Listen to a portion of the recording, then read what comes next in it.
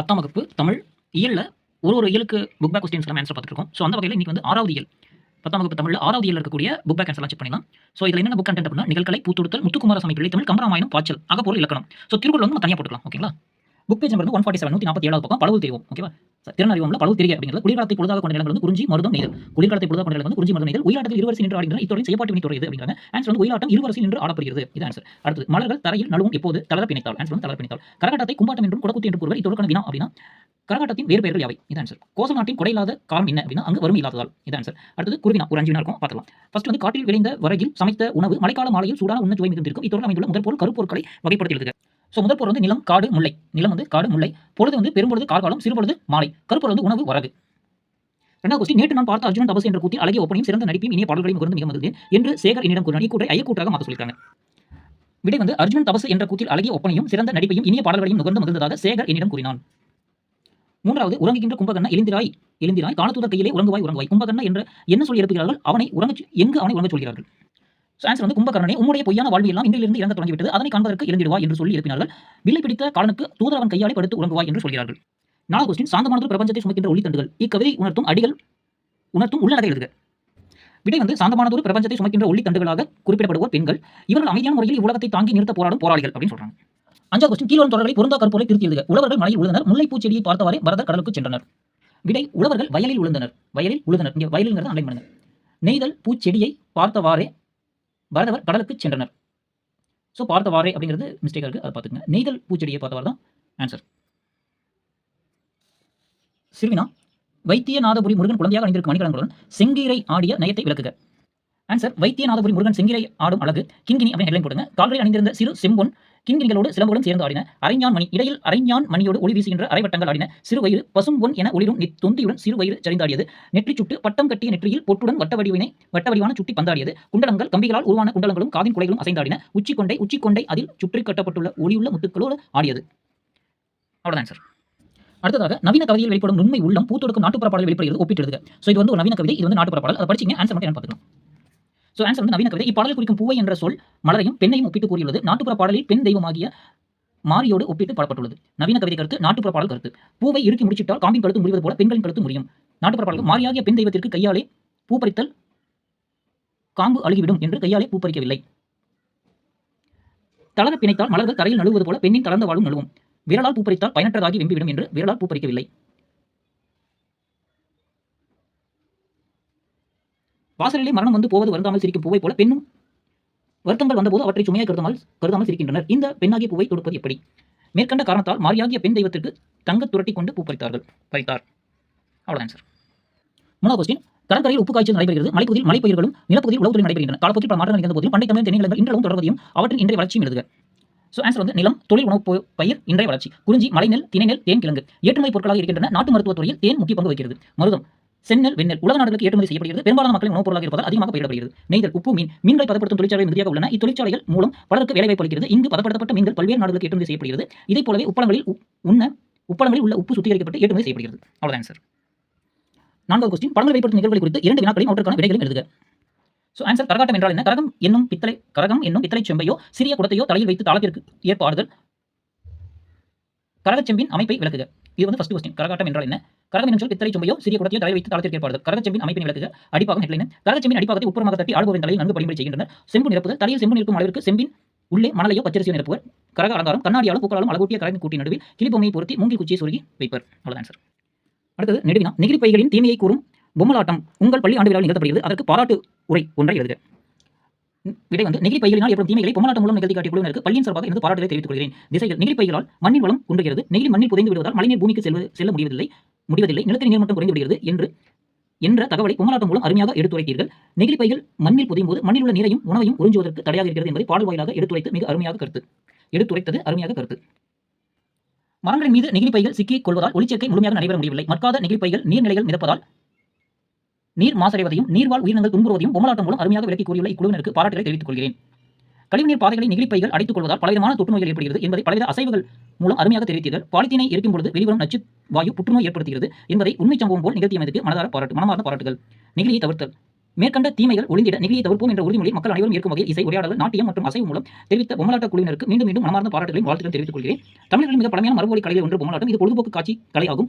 இது பொழுதுபோக்கு காட்சியாக மட்டும் இல்லாமல் கல்வியறிவு, மக்களிடையே காணப்படும் அறியாமையை பாடல்கள் மூலம் வழியாக போக்குவதற்கு நல்ல கலையாக விளங்குகிறது. குறைந்த நேரத்தில் அதிக செலவில்லாமல் இக்கலை வடிவம் வாயிலாக நம் பள்ளியின் ஆண்டு விழாவில் பொம்மலாட்ட நிகழ்ச்சியை நடத்திய கலைக்குழுவிற்கு மனமார்ந்த பாராட்டுகள். நெகிழி பயிரால் ஏற்படும் தீமையை பொம்மலாட்டம் வாயிலாக நிகழ்த்திய எங்கள் நெஞ்சத்தை நிகழச் செய்த அனைவருக்கும் வணக்கம். இரண்டாவது கொஸ்டின், நிகழ்கலை வடிவங்கள் அவை நிகழும் இடங்கள், அவற்றின் ஒப்பனைகள், சிறப்பும் பழமையும், இத்தகைய மக்கள் கலைகள் அறுவதற்கான காரணங்கள், அவற்றை வளர்த்தெடுக்க செய்ய வேண்டும். இவை குறித்து நாளிதழுக்கான தலையங்கம் ஒன்றை எழுதுக. தலையங்கம் என்பது உண்மைகளை தழுவி சான்று காட்டி மக்களுக்கு பொருள் விளங்குமாறு உண்மையாகவும் தெளிவாகவும் சுருக்கமாகவும் இருக்க வேண்டும். நிகழ்கால வடிவங்கள் கரகாட்டம், மயிலாட்டம், காவடியாட்டம், ஒயிலாட்டம், தேவராட்டம், பொம்மலாட்டம், சேவையாட்டம், தப்பாட்டம், புலியாட்டம், தெருக்கூத்து, பொய்க்கால் குதிரையாட்டம், தோற்பாவை கூத்து, கையுறை பாவை கூத்து. நிகழும் இடங்கள் தெருக்கூத்து, திறந்தவெளி, களத்துமேடு, திருச்சந்திப்பு. பிற நிகழ்கலைகள் திறந்தவெளி மற்றும் மேடைகள். ஒப்பனைகள் கரகாட்டம் ஆண் பெண் வேடமிட்டு ஆடுதல், மயிலாட்டம் மயில் வடிவ கூட்டுக்குள் உடலை மறைத்தல், ஒயிலாட்டம் ஒரே நிற துணியிலான முண்டாசு போல கட்டுதல், காலில் சலங்கை, கையில் சிறு துணி. தேவராட்டம் வேட்டி, தலையிலும் இடுப்பிலும் சிறு துணி, எளிய ஒப்பனை. பொய்க்காலாட்டம் அரசன் அரசி உடை அணிதல், கிரீடம் அணிதல். புலியாட்டம் உடலில் கருப்பு மஞ்சள் கோடு துணியாலான வாளை இடுப்பில் வைத்தல். சிறப்பும் பழமையும். சிறப்பு வாழ்வியல் நிகழ்வில் பிரிக்க முடியாது மகிழ்ச்சி தருதல், கவலை போக்குதல், ஆவணங்கள் மற்றும் ஊடகங்களாக திகழ்தல். பழமை தோற்பாவை கூத்து, பொம்மலாட்டம், கையுறை பாவை கூத்து, தெருக்கூத்து, நாடகம்.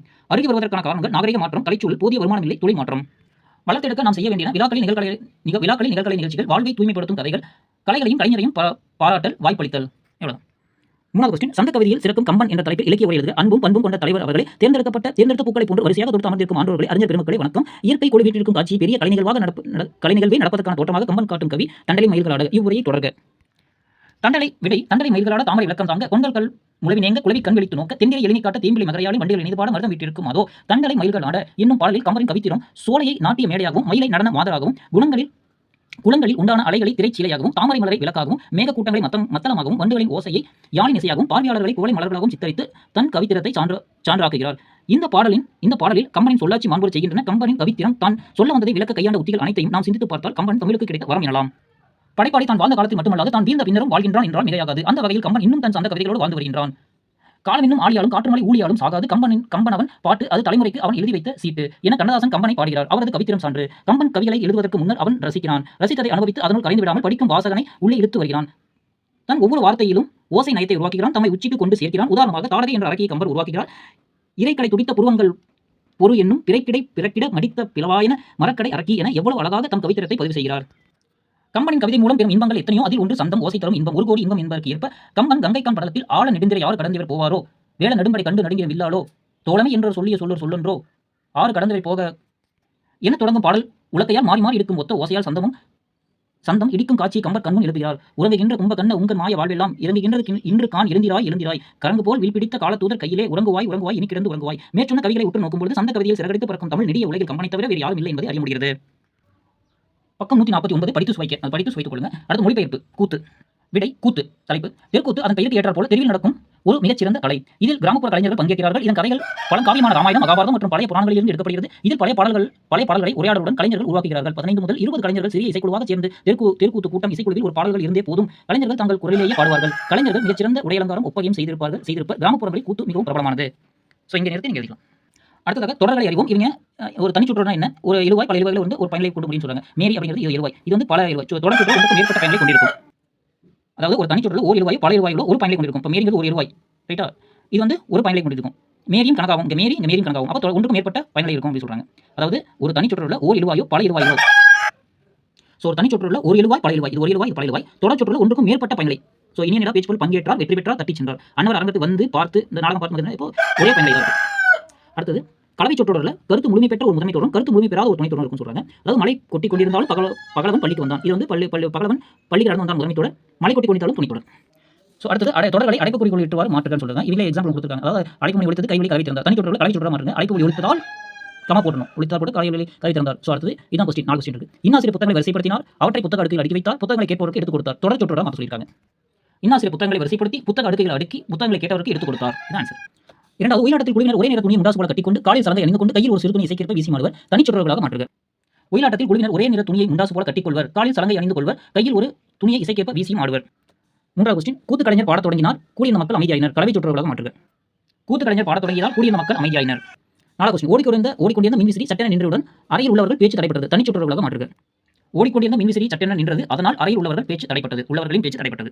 அடுத்தது பிறமொழி சொற்களை தமிழ் சொற்களாக மாற்றுக. இங்க ஒரு பத்தி கொடுத்திருக்காங்க. உங்களிடம் 7 கோல்டு பிஸ்கட் உள்ளது. அதில் 1 எடை குறைவாக உங்களிடம் ஒரு தராசை இருமுறையில் மட்டுமே யூஸ் பண்ணி குறைந்த கோல்டு பிஸ்கட்டை கண்டுபிடிக்கவும். ஸோ இதில் என்ன கொடுத்திருக்காங்கன்னா பிறமொழி சொல் தமிழ் சொல். கோல்டு பிஸ்கட் தங்க கட்டி ஈக்குவலாக சமமாக. வெயிட் எடை. பட் ஆனால். ரிப்பீட் மறுபடி. ஆன்சரை விடையை. ஆல் தி பெஸ்ட் அனைவருக்கும் வாழ்த்துக்கள். எக்ஸ்பெரிமெண்ட் பரிசோதனை. அவ்வளோ. அடுத்தது இங்க ஒரு பாடல் கொடுத்திருக்காங்க. பாடல் எழுதி சூழல் எழுதி சொல்லிருக்காங்க. ஆன்சர் மட்டும் பார்க்கலாம். வரப்புகளுக்கு இடையே நின்று வயலில் வேலை செய்யும் விவசாயி ஒருவன் தனக்கு கல்வியறிவு இல்லாத காரணத்தால் தான் படும் துன்பத்தை எண்ணி வருத்தத்துடன் பாடிக்கொண்டே தன் வேலை செய்கிறான். ஸோ அந்த சூழல்ல இந்த பாடல் பாடிருக்காங்க. ஓகேங்களா? ஸோ ஒரு படிக்காத ஒரு விவசாயி எவ்வளவு கஷ்டப்பட்டு இருக்கிறாருங்கிறது இந்த பாடம் மூலமா காமிச்சிருக்காங்க. அடுத்தது மனிதனுக்கும் மலருக்குமான மனம் வீசும் நையுரை. வண்டுகளை ஈர்க்கும் வாசனை பூக்கள் வசப்படும் மனிதர்களே, பூச்சியின் கவர் மன்னங்களை பூக்களிடம் விழுவது மனிதர்களே, அழகை கொண்டு பூ கவர்கையில் அப்பூக்களிடம் பணிவது மனிதர்களே. ஸோ இதை 2 வரை எழுதிட்டேன். அழகை கொண்டு பூ கவர்கையில் அப்பூக்களிடம் பணிவது மனிதர்களே. அடுத்தது கட்டுரை. உங்கள் பகுதியில் நடைபெற்ற அரசு பொருட்காட்சிக்கு சென்று வந்த நிகழ்வுகளை கட்டுரையாக்குக. ஸோ ஆன்சர் முன்னுரை. எங்கள் ஊரில் அரசு பொருட்காட்சி திலகர் திடலில் நடைபெற்றது. அரசு பொருட்காட்சிக்கு சென்று வந்தேன். அங்கே நான் கண்டு மகிழ்ந்த நிகழ்வுகளை குறித்து இக்கட்டுரை மூலம் உங்களிடம் பகிர்ந்து கொள்ள விரும்புகிறேன். நுழைவுச்சீட்டு. பொருட்காட்சி நடைபெறும் இடத்தின் உள்ளே செல்ல நுழைவுக்கட்டணம் வசூலிக்கப்பட்டது. 10 வயது உட்பட்டவர்களுக்கு ரூ. 30, 10 வயது மேற்பட்டவர்களுக்கு ரூ. 50 நுழைவுக்கட்டணமாக வசூலிக்கப்பட்டது. நாங்கள் நுழைவுச்சீட்டை பெற்றுக்கொண்டு உள்ளே சென்றோம். பல்துறை கண்காட்சி அரங்கங்கள். வனத்துறை அரங்கத்தின் உள்ளே சென்று பார்த்தபோது வனத்தையும் வனவிலங்குகளையும் பாதுகாப்பது எப்படி என்பதை அறிந்து கொண்டேன். கல்வித்துறை அரங்கத்தின் உள்ளே கல்வி மேம்பாட்டு திட்டங்கள் மற்றும் கல்வியின் சிறப்பு குறித்து பல்வேறு செய்திகள் அச்சிடப்பட்டு ஒட்டி வைக்கப்பட்டிருந்தது. போக்குவரத்து துறையினர் சாலை விதிகளை பின்பற்றி கடைபிடிப்பதால் சாலை விபத்துகளை தவிர்க்கலாம் என்ற விழிப்புணர்ச்சி கருத்துக்களை தெரிவித்தனர்.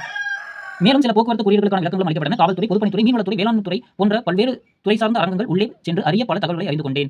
அங்காடிகள். வீட்டு உபயோகப் பொருட்கள், விளையாட்டுப் பொருட்கள், அலங்கார பொருட்கள் என பல்வேறு பொருட்களையும் ஒரே இடத்தில் வாங்கிக் கொள்ளும் அளவுக்கு பல்வேறு அங்காடிகள் இருந்தன. தேவையான சில பொருட்களை மட்டும் நான் வாங்கிக் கொண்டேன். உணவு அங்காடிக்கு சென்று இயற்கை உணவுகளை வாங்கிக் கொண்டேன். ராட்டினம். ஏறி விளையாடும் சுழற்சி தேராகிய ராட்டினங்கள். சுழலும் முறையை வியப்புடன் சிறிது நேரம் பார்த்தேன். ராட்சத ராட்டினம், குவளை ராட்டினம், டிராகன் ராட்டினம் என பல்வேறு ராட்டினங்களில் ஏறி மகிழ்ந்தேன்.